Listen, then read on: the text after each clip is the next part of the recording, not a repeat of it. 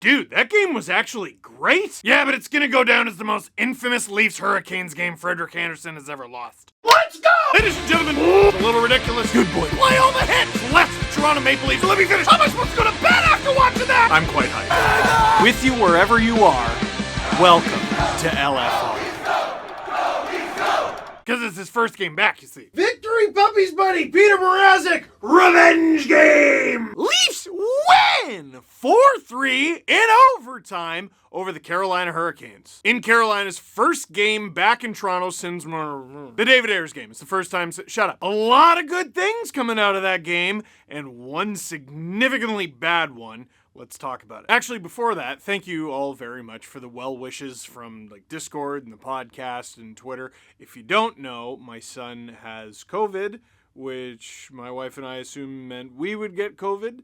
So far, our son is asymptomatic, and we don't have it somehow, despite him being a baby and coughing directly into our mouth and eyeballs. So as far as having COVID in your house goes, it's going pretty well. So, hooray. Got a lot of questions for the comment section. Everyone's fine. Thank you. So, a lot of Leaf fans, I don't know if you're the same as me, had this game marked on their calendar for a long time. I know I did. Not because it's Carolina's first time back since the David Ayres game, for crying out loud. Oh, it's funny. It's definitely funny, but it's got nothing to do with this year's team for either team. I had it circled because, well, the Leafs were weird in January because they barely played and everyone was coming off of protocol. And the first time the Leafs played the Hurricanes earlier this season, the Hurricanes dominated them. With this game, sure, the Leafs are still out of practice, but so are the Hurricanes. There's been the All-Star break layoff. So after a wonky schedule that gave them wonky-style games, the Leafs are sort of on even ground with an opponent. It's like a pop quiz. Neither team had time to study and perfect their game. It's just sort of, all right, how do you play? With barely any preparation, how do you play? Early returns? Dude, if these two teams played each other in the playoffs, which,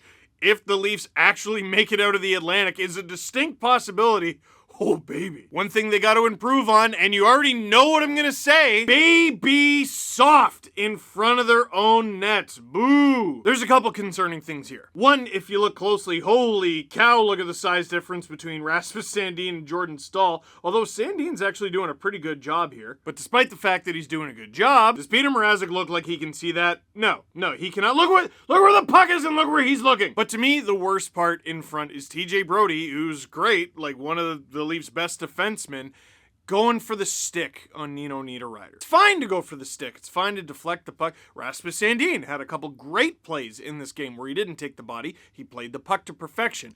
However, in front of the net, move someone. Put your hands on the move a body. Brodie's caught flat-footed. He had time to move Niederreiter at least a little bit or get in his way, and he didn't. That has to be improved upon for this team to have any sort of success down the stretch in the playoffs, etc. I'm going to be saying that every video until it's not true anymore. Listen, their record as of late is ridiculous. It's not like the Leafs are hurting, but nobody's perfect, and this is the Leafs' biggest imperfection. Other than that blip, it was actually, I thought, a pretty even period. The Hurricanes outshot the Leafs 13-9. The Leafs still got their chances in, whether or not they hit the net. Freddie was sharp, I gotta say. The other moment of consequence from this period is Brendan Smith just runs into Ondrej Kase, who almost gets out of the way, but it results in a knee-on-knee. Kase in some pain, goes to the bench. He would play the rest of the game, which is good. Brendan Smith had to answer to the Wayne train, which is bad. Only 500 fans in attendance. Man, what I would have given to see a full barn for that! To hear them go nuts when Simmons dropped his gloves, and to basically boo Brendan Smith for not wanting to fight him. Smith had his hands down, contemplating life. Things are going great for him. He's a defenseman on one of the best teams in the league. He makes a great living. He has a legitimate chance of winning the Stanley Cup, but when you're standing across from Wayne Simmons and he wants to fight you. Oh man, I don't even really like hockey that much anymore. I think I'm gonna quit. I don't have to play anymore. Do I have to play right now? Can I leave the ice right now? I'm gonna leave the ice right now. But props to Brendan Smith for taking his sustained beating nonetheless. The Leafs head into the second period with a 1-0 deficit. Well, and also a power play. And this started a string of unfortunate events for the Carolina Hurricanes in the power play column. And I understand Hurricanes fans having a problem with that. I do, I really do. But regarding the Vinny Trocheck penalty at the end of the first, That was dumb. There was 1 second left. The Leafs were buzzing at the end of the first, but like, bro, there's a sec. John Tavares is not superhuman. I mean, to me, he is. Someone's got to be shouting the time or something. Like, he could have left him alone and it would have been fine. Instead, the Leafs are allowed to begin the second period with momentum that wouldn't really go away. It has got to be said, though, on the first power play especially, Frederik Andersen came to play. Leafs breaking through, Leafs getting opportunities, but Freddie just stopping everything. This has nightmare game written all over it. Halfway through the second, Brendan Smith takes a penalty. Is it a power play goal? No, it's not. Oh no! It isn't until 4.5 minutes to go in the second, Ian Cole with a tripping penalty on David Kampf, and again, it's a trip. Like, he tripped him. I understand, like, wanting makeup calls and stuff like that, but I don't know, don't trip people. And on that power play, the Leafs finally get it done, barely. Dogged effort in the slot from the little thing king John Tavares. William Nylander just tracks the thing in the air like the Terminator. Sort of, he like, I don't know about kicked it, but groined it. A little bit of the groin to get the puck onto his stick. Austin Matthews gets the final whack at it. Goal! And the Leafs tie it. And in the final 30 seconds of the period, the Leafs turn into the Harlem bleeping Globetrotters. Seth Jarvis has been a tough name for Leaf fans to hear this year. Very good rookie for the Carolina Hurricanes. Very good rookie, who the Hurricanes picked with a first-round pick that they got for the Leafs for not Patrick Marleau anymore. Did I mention he's been very good? And he is very good, and he's going to continue getting even better. But Mitch Marner, who has been on fire recently with the give and go at the point with Morgan Rielly, had Seth Jarvis looking like he was playing pin the tail on the donkey. Mitch Marner and Morgan Rielly had Seth Jarvis looking like a kid who, like, just before they whack the pinata when you spin them around and they like clock your aunt in the neck. And it's an incident for many years and most of the family laughs about it, but she doesn't laugh about it. Too specific, shut up. Morgan Rielly over to Austin Matthews, clapper, and it's in his second of the period, although we didn't know that until intermission, but his second of the period, 30-31. The Leafs take the 2-1 lead into the third. And all they got to do in the third is hold that lead, and wow, that was fast! 8 seconds in, how appropriate. Number 8 on the season for Tony DeAngelo. He just sort of walks in and shoots it. It's a chicken and egg thing for me. Ken Reed talks about, why do we have to break down a goal and what a player did wrong? Why can't the player who scored the goal just have done something amazing? And it was a great shot from Tony DeAngelo. Dude, Mrazle's not even square to the thing. He doesn't seem like he knows where the posts are. Overall, I thought he had a very good game, and overall, I think he's been at very least league average for the Leafs, but that wasn't a great one. And halfway through the period, the Hurricanes and DeAngelo return. Well, not quite the way they drew it up. So the Hurricanes dump it in, and Justin Hall's like, oh, this is normal. Hey, where'd the puck go? So the puck hits the stanchion, and it's a fortuitous bounce for the Carolina Hurricanes, who get the puck right back. That is not something you can criticize Justin Hall for. That is an accident. That is a fluke. That is what are the odds? What you can get on him for is there's about 6 or 7 seconds between the puck hitting the stanchion and it going into the net. And if you watch the replay, he knows where it is most of the time. That's his brain tracking the puck and everything. His body, Microsoft. DeAngelo in the slot takes a shot, and Mrazle actually does get a piece of it, but there's a rebound, and not a great one, and Stepan buries. Now all of a sudden a really encouraging Leafs lead at the beginning of the period, less than half a period in, is now a deficit again. But with just under 6 minutes left, the top line goes to work. Michael Bunting, corner battle with Jordan Martinook, nothing to argue about there. As the Hurricanes go to clear it, I think it's Ian Cole and Austin Matthews are sort of in a puck battle, and Bunting is there as well. Now Cole goes down, and the Hurricanes bench is screaming, but there are a few things they could be screaming about. They might have thought Matthews tripped him. I don't think that happened if you go back and watch. They might have thought Bunting tripped him, which also didn't happen. He was sort of on his way down, and Bunting just, it was a 2-on-1 battle. It's not a great position for Cole to be in. The other argument was that there was a hand pass to the point, which there was, but it was Cole. While he's down on his stomach and trying to clear the puck, he sort of punches it to Timothy Liljegren. Liljegren feeds it to a wide open Mitch Marner, who is hot as a pistol. Listen to me! Proving me to be 3 things right, and correct. Mitch Marner's goal streak continues and this game is tied. So this is exciting. It's got all the makings of a playoff matchup, a playoff game in the middle of February. It's a beautiful thing. And the energy of the game comes grinding to a halt. Puck deep in the Carolina Hurricanes zone. I'm not going to show you any screenshots of it, but Nino Niederreiter and Austin Matthews fighting for position.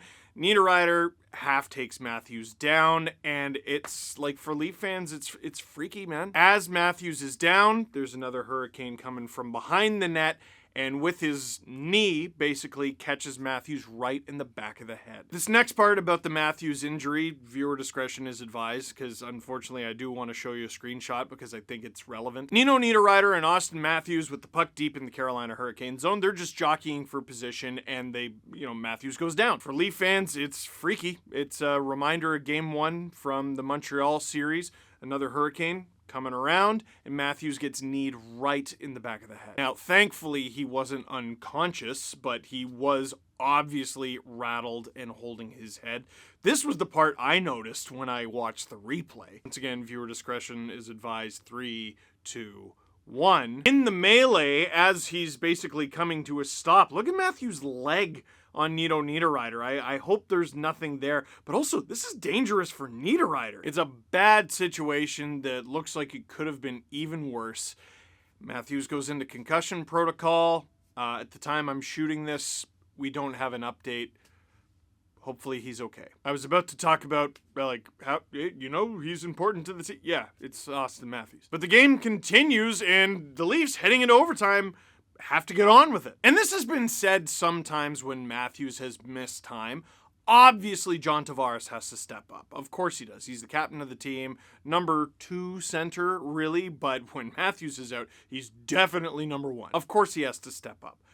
But Mitch Marner has gotta step up. The superstars on this team get superstar money, and it's not good enough when they're good. Now, we don't talk about it nearly as much because usually they perform like superstars. But moments like these are when guys like Tavares and Marner really have to shine, and they did. For the goal, 3 guys on the ice for the Leafs who are going to be here for a very long time. Tavares, Riley, Marner. Now, very often 3-on-3 overtime can just be a line change competition, and the Hurricanes losing because Tony DeAngelo had been out there for over 2 minutes. Marner, Tavares, Riley just have the whole Hurricanes roster in the spin cycle. Tavares, shifty little moves, puts it on. Riley in a battle with Andrei Svechnikov, and he wraps it around. Shoots! Stopped by Frederik Andersen, who has the puck in his pads, and he will hold it for the whoa! It was in his 5-hole, and he just kicked it out himself. Marner gets it, Marner buries it, and this guy cannot be stopped. I love the Selly, and the Leafs win 4-3. How do you like it? Questions. Are Leafs Nation feeling more comfortable with Mrazle yet? I know I am. Yeah, more comfortable. The team's obviously getting used to him, and I think he's getting used to the team. Right now, stylistically, there's a bit of a mismatch because he's a really squirrely, aggressive goalie, and you need bodies cleared in front, and the Leafs don't do that well. So they're going to have to figure that out. But he's playing well enough to get at some of the net and rest Jack up, so that's nice. But the Leafs aren't contenders. Listen, they've been getting results. They got results last year. What I saw, they didn't look like contenders, even though they were getting the results. This game? Pretty good. It's a step in the right direction. Listen, the Hurricanes are contenders, and in order to be a contender, you have to beat contenders. At least beat one.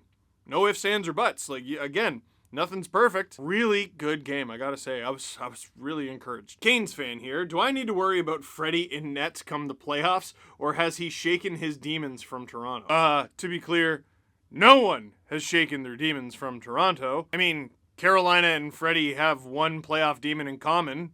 Boston. I don't think Freddie not showing up in the playoffs is a thing. I think a lot of the games where he looked poor, and there were some, the team wasn't great in front of him. He stole a lot of playoff games for the Leafs as well. It was kind of the dichotomy of Freddie Andersen. This isn't a question, I just wanted to stunt on all of you. Marner has long spoken about wanting to shoot more from Mark Masters.